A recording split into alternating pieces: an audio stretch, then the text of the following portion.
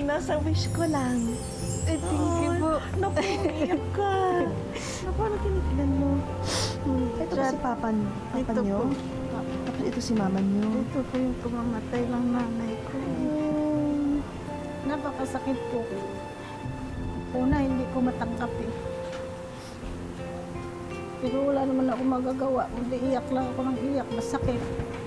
Nenen, ikwento niyo na nga sa amin. Ano nangyari sa tindahan niyo? Ano po yun? Ang talagang nalugi po yan kasi hindi na po ako ano po yung tinda-tinda dahil nakabantay po ako sa nanay ko eh. Kailan niyo huling nakita yung mga kapatid niyo? Nung inuwi ko po yung nanay ko, nung namatay yung nanay ko nung November 14. Nalibing namin nung November 23. Napakalungkot po kasi ang pagkikita namin magkakapatid ay yung pang pagkamatay ng nanay ko. Napakalungkot po. Nay, may ibibigay ho ako sa inyo. Gusto niyo ba makita mga kapatid niyo? Sana. Ha? Kasi alam ko, yung huling beses kayo nakita-kita, malungkot. Puro iyak lang, puro walang saya. So ngayon, wish naman po namin na sana mapalitan yung mga alaala nyo na masasaya naman ang magkasama-sama kayo. Ha? Pwede ka ba namin dalhin doon? Ha? Ha? Pero bago mo pa makita ang iyong mga kapatid, isang sorpresa na ang inihanda namin. Ang tindahan nyo sa Rizal na matagal nang nakasara, ngayon handa na para sa munting ribbon cutting.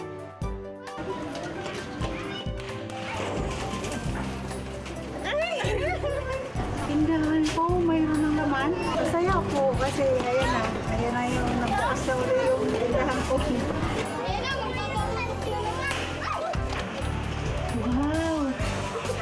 Bumalik!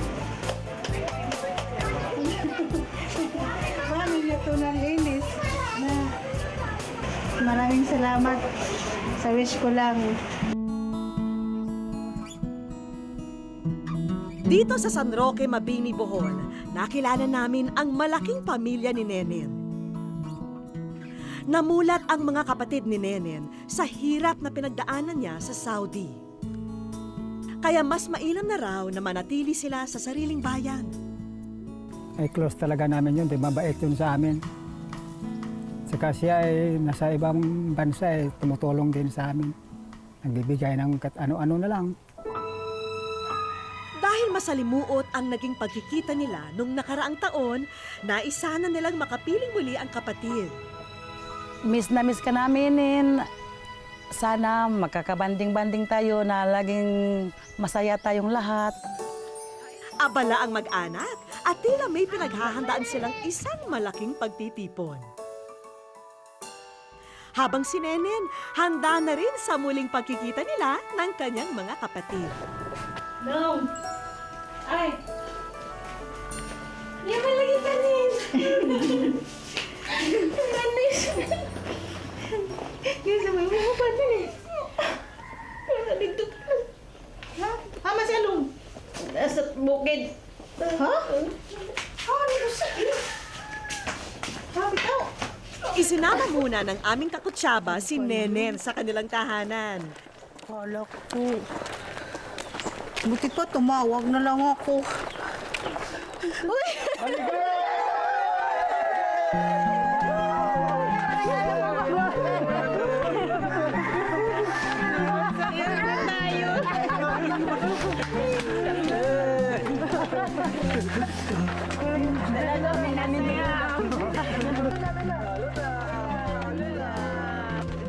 Hindi na napigilan ni Nenen ang maiyak sa mainit na pagsalubong ng mga kamag-anak niya.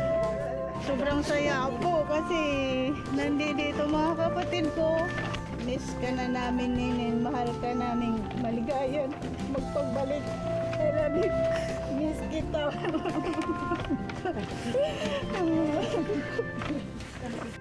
O tama na munang iyakan ha. Masama raw na pinaghihintay ang pagkain, kaya kainan na! Kinabukasan, sinamahan muna namin ang magkakapatid upang mabisita ang puntod ng kanilang mga magulang. At nang matapos na silang magdasal, ang panalangin naman nilang makapag-bonding ang sunod naming tinupad.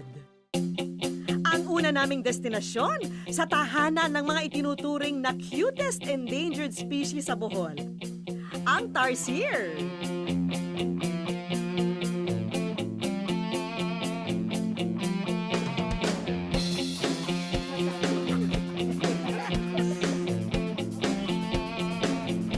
Ang sunod naming pinuntahan, ang pamosong Chocolate Hills.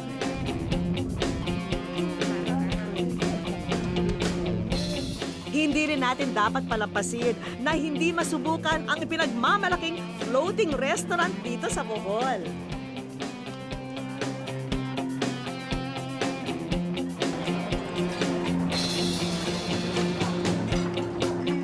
Na ako yan. Kamay ng alay na rin.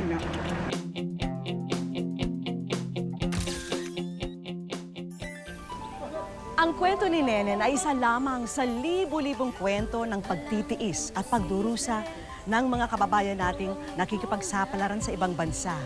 Mapalad pa rin si Nenen dahil nakauwi siya rito sa Pilipinas at ngayon ay handa na muling harapin ang panibagong pagsubok, dala ang katatagan sa napagtagumpayang karanasan.